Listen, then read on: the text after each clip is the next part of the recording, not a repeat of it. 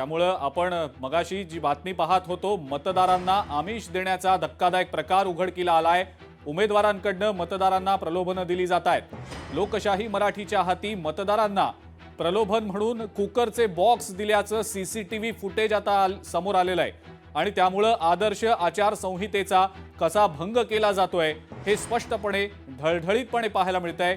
निवडणूक आयोगाला लोकशाही मराठीचे काही थेट सवाल आहेत आणि हे सवाल निवडणूक आयोगानं देणं अपेक्षित आहे, कारण या सगळ्या निवडणूक प्रक्रियेमध्ये जर गैरप्रकार होत असतील तर ते थांबवणं हे निवडणूक आयोगाचं कर्तव्य आहे आणि जर भरारी पथकं जी नेमून दिलेली त्यांना कामं आहेत ती कामं करत नसतील तर हे सवाल उपस्थित होणं हे गरजेचं आहे आणि या सवालांना, या प्रश्नांना उत्तरं मिळणं देखील तितकंच गरजेचं आहे। सवाल लोकशाही मराठी काही उपस्थित करताय, निवडणूक आयोगाची भरारी पथकं नक्की कशावर नजर ठेवतायत?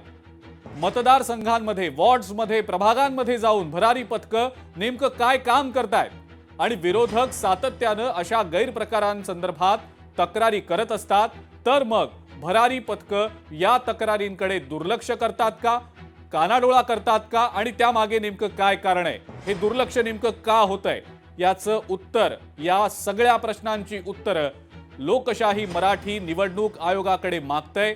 निवडणूक आयोगानं या प्रश्नांची उत्तरं देणं अत्यंत गरजेचं आहे।